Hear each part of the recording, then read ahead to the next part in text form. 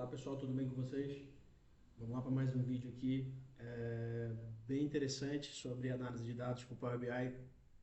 Hoje eu vou falar um pouco como é que a gente consegue construir de uma maneira bem simples, bem fácil, um cálculo de regressão linear no Power BI.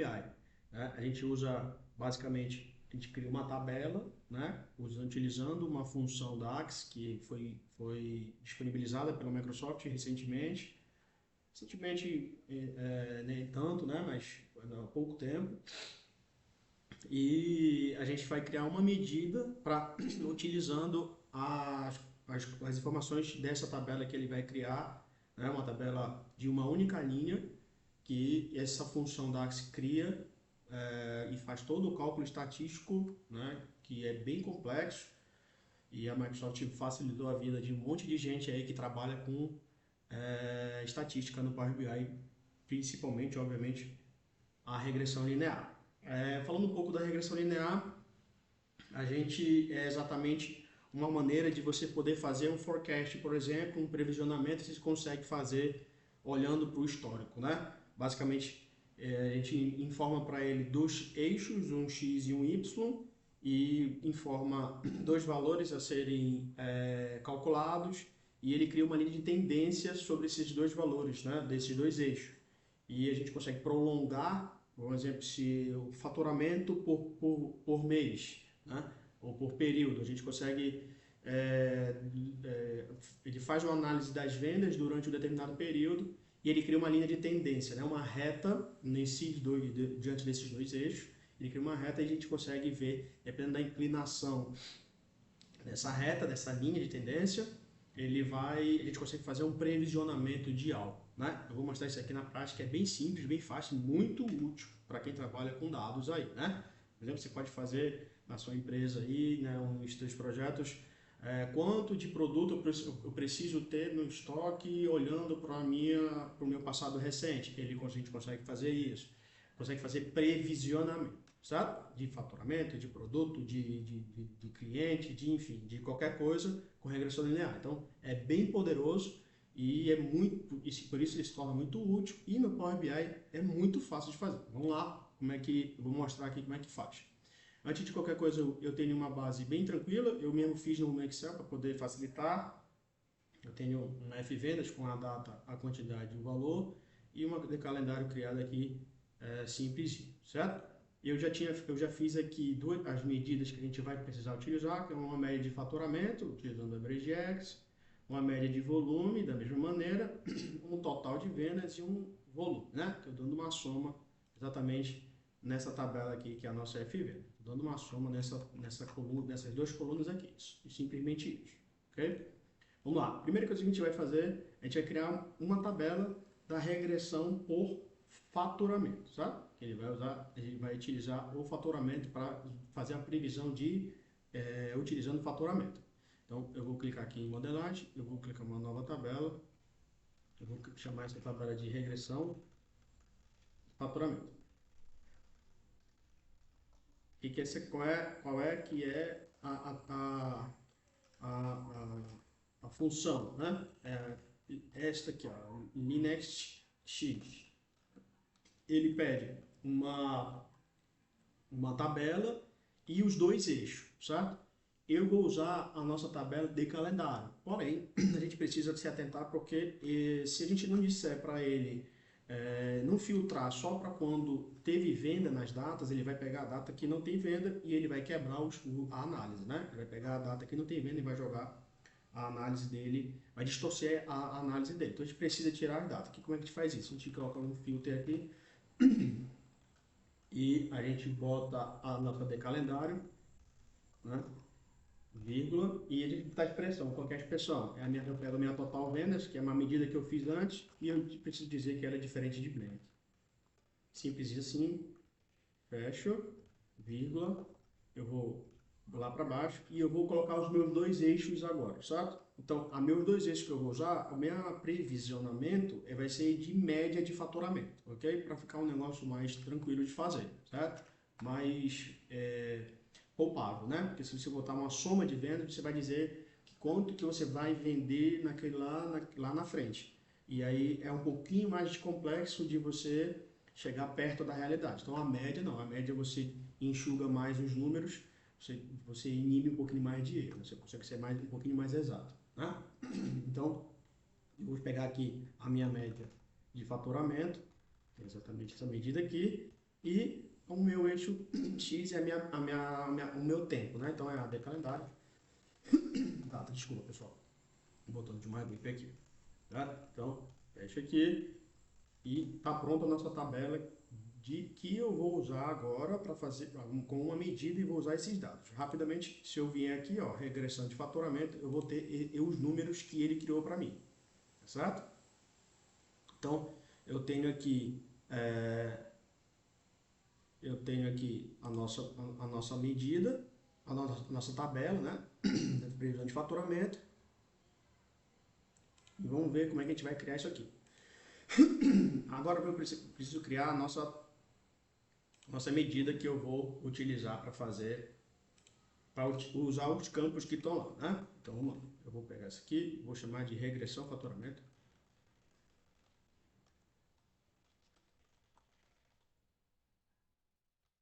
Eu vou chamar de outro nome porque está o nome da tabela. Eu vou botar aqui previsão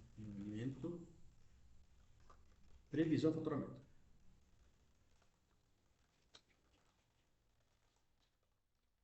Então, como é que funciona? Vão ser 4 variáveis, né? Duas delas vão dar na nossa tabela lá, que eu vou mostrar agora, que é um estilo de V slope, que é o Selective Values. Selective Values nesse campo lá nessa tabela, então aqui ó, regressão faturamento e slope, ó, exatamente esse cara aqui, tá? Enter. Outra variável V intercept, que também é o nome do campo lá, Selective Values, intercept, ó, regressão faturamento, intercept.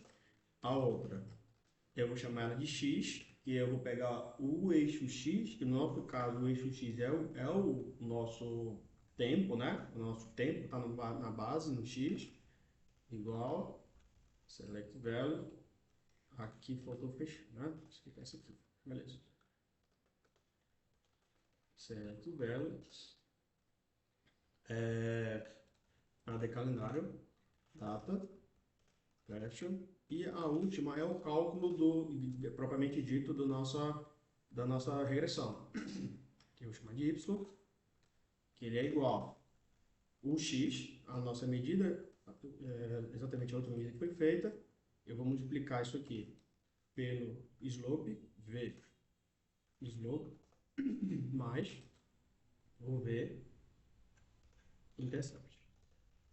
Eu vou dar um return agora e vou plotar o y. Ok? É exatamente isso. A partir desse momento a gente já consegue mostrar isso aqui num gráfico. Então eu vou utilizar esse gráfico aqui.